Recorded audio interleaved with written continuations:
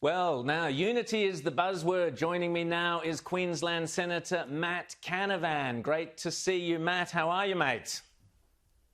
Going well, Rowan. Yourself, mate? Happy New Year. Very good. You've got some very tasty decorations behind you. Proud coal mining family, started Adani, all very excellent stuff. Listen, as Joe Biden's first act of unity and bringing all Americans together, he's rejoined the Paris Agreement in his very first few minutes in the Oval Office.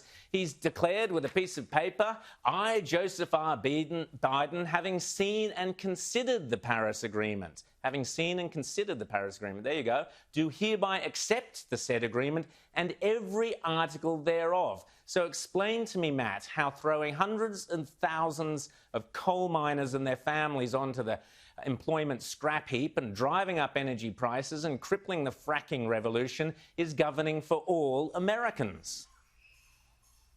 Well, look, obviously it's a matter for America what they do with their policy. They elect their own governments, their own presidents. They can do what they like. But if you want to unify the world on this, what we need to do is convince the billion-odd people in China, the billion-odd people in India, and the billion others in Africa and Southeast Asia, that it's a good idea to go down this path.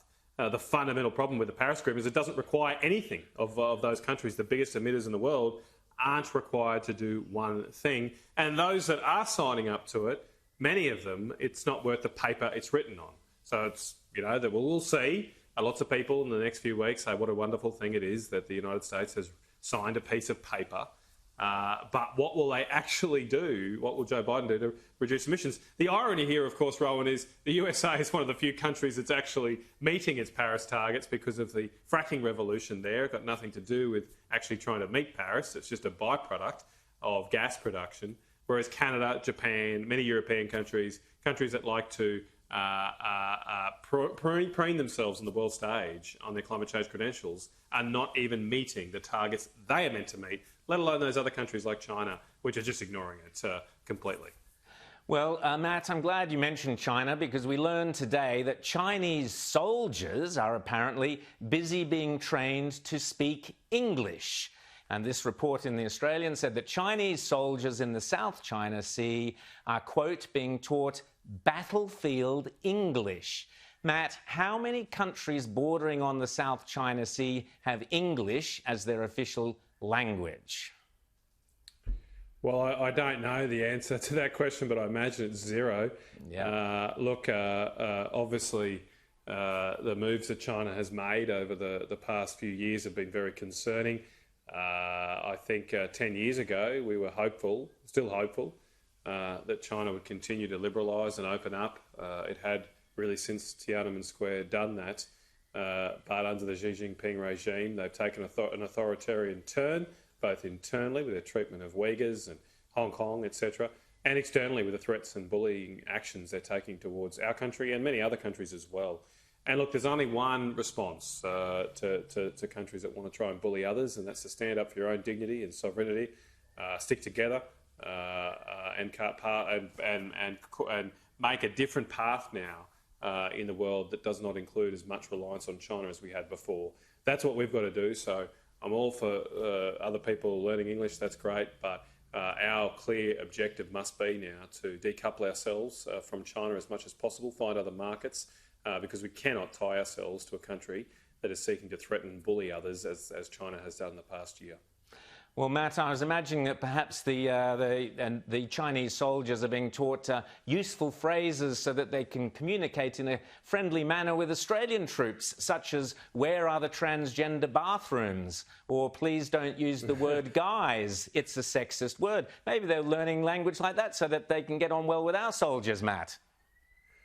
It's a good question, Rowan. I'm not sure how English is taught overseas, but we've made it a lot more complicated in the past couple of years, haven't we? And I pity the poor overseas, good-natured, good-willed foreigner who comes here trying to be polite to somebody and is then given a lecture about pronouns, particularly those coming from Latin countries where every word in Italian and Spanish and French is basically masculine or feminine. Every word what sexist people those Italians are. How would they make of all our pronouns and all this thing? How does your mother speak in Italian if she can't use pronouns? Yes, exactly, pronouns. Yeah.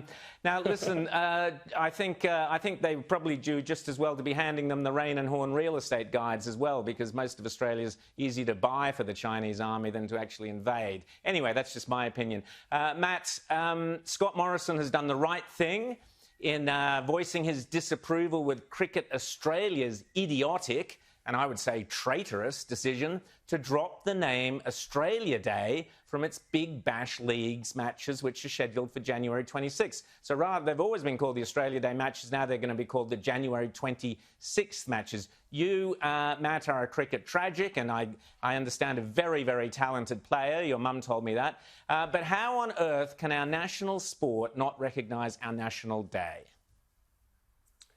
Look, it would be great, wouldn't it, if we just concentrated on winning cricket matches. We just lost the first Test match at the Gabba in my home state for 30 years. And it seems to me that this is a symptom of many organisations where they get distracted on their non-core tasks and drop the ball on what they're meant to be doing. And look, we can have a bit of a laugh perhaps about cricket. And yes, I am a cricket tragic, but I recognise it's not the be-all and end-all in life.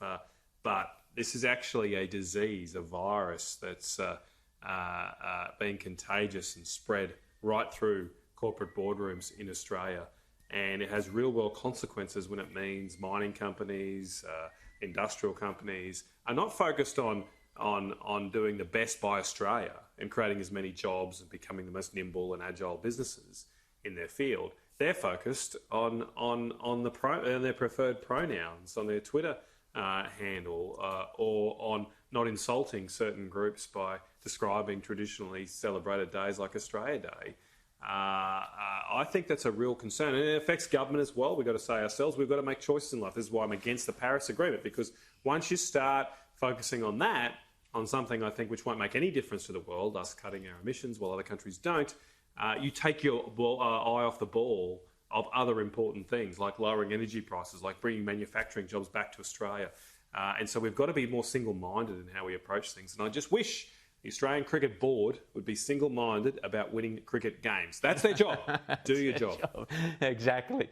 Matt Canavan, that's absolutely fantastic. I'll just very quickly say, as I said, I was thrilled that your boss or your partner in politics, Scott Morrison, was finally speaking up on something that you and many other people within the government have spoken up about, which is tackling this sort of identity politics, woke rubbish. I'm glad he did it. Let's hope we see a lot more of it in 2021, because I can tell you a lot of people are behind him for having spoken up about that, and for people such as you. The people are with you, Rowan. The people are with ScoMo on this, and with us. They want to celebrate our country on Tuesday.